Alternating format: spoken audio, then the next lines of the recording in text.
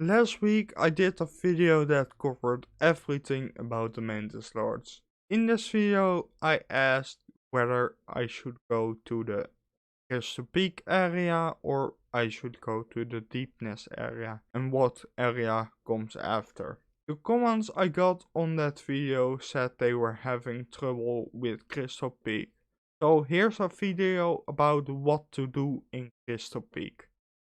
In Crystal Peak, there isn't much to do. You actually only have one objective, and that's getting the Crystal Heart. You can get the pill or two from there, but no, you just want to get the Crystal Heart.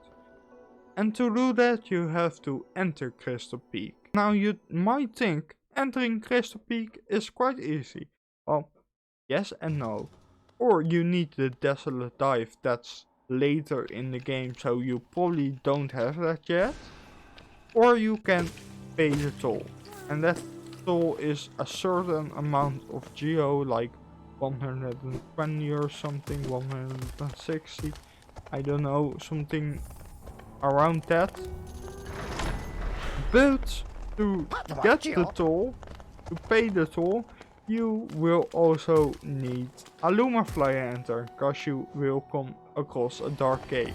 Now, the Lumafly lantern is 1800 geo, so a bit much, but actually you can use it for that, the Lumafly lantern, and you can use the Lumafly lantern in Deepness, so you probably want to get that. Now that I have made you spend your money, it's probably safe to say that you want a Mantis Claw in Crystal Peak. If you don't have it, go back. Crystal Peak isn't worth anything, cause you only need to do one thing and you need a Mantis Claw for that, so yeah. When entering Crystal Peak, you first come into a conveyor belt laser room. After that room, you probably end up with the big crystal bugs that act like red Koopa Troopas. They have a hard ass, so you can only give them head. Eventually, you end up in a dark room. In this dark room, you most of the time need a Lumafly lantern. You probably did it the Lumafly lantern bane, so you probably have a Lumafly lantern. If you did it the Desolate Dive way, you don't have a Lumafly lantern, but that's actually alright here, because you don't need a Lumafly lantern here. You only need to walk to the right, and now you have a bench where you can sit on. And I recommend sitting on this bench. Now, if you die, you don't need to walk back the entire way, because the next spot is a bench, but to get that bench, a boss sits on it. So if you die, you need to walk the entire way back, and I don't want you to do that, so it's probably best to sit on that bench. The boss that sits on the bench is the Crystal Guardian. Now I'm not sure if you need to defeat him to get to the Crystal Heart, or if you just can skip him. If you can skip him and don't have too much damage, just do that.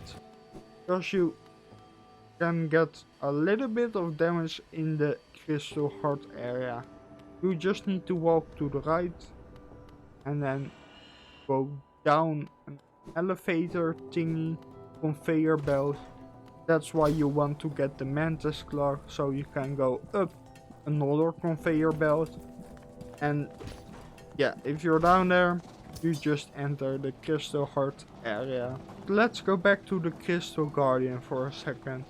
He's a quite hard boss, but actually he's quite easy. Because if you want to defeat the Crystal Guardian, you just need to be patient. If you're impatient, it will be quite hard to defeat. The only thing I notice with the Crystal Guardian is sometimes when he jumps he can land on you, and that's a bit unlucky. Don't get too frustrated about that, it's just the way it is. Now that we have that little bit, let's go into the Crystal Heart area. It's a room that you have to parkour through to get to the Crystal Heart.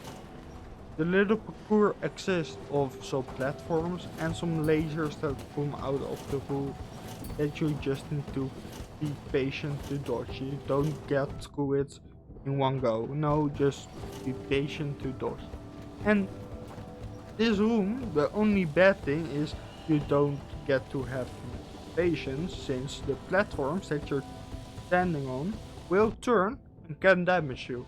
Now, there's a simple fix to do this, because if you jump on a platform, it turns, and you don't want it to turn, or you want it to turn back fast, but it doesn't do that. Now, the simple fix is that when it turns, you just pogo on it to step it back, because you can pogo it back just like spikes, but these things are crystals, but you can pogo on them. Then you turn it back, you get a little more time. If you need even more time, you can just pogo it again.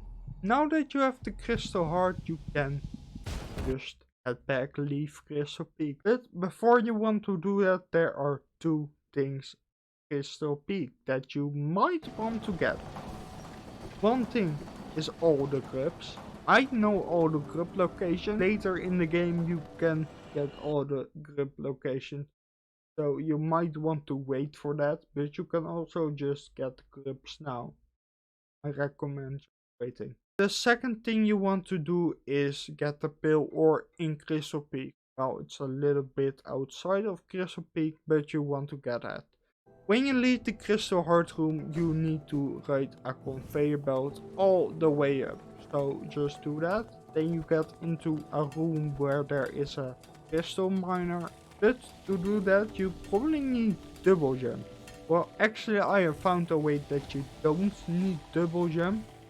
Some people do it with that crystal flight thingy, but I found another way.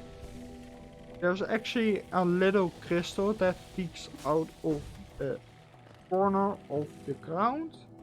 So just hit that, pogo on that, then go to the left wall.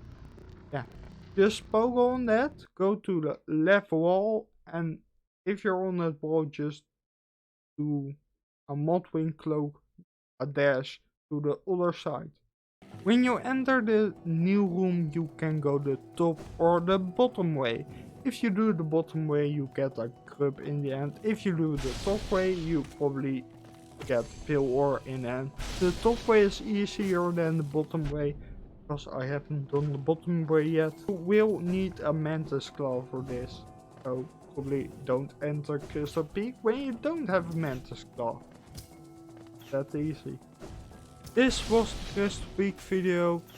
I hope this helped you. If this didn't, next week I'm doing a Crystal Peak guide about the Crystal Guardian and the Enraged Guardian.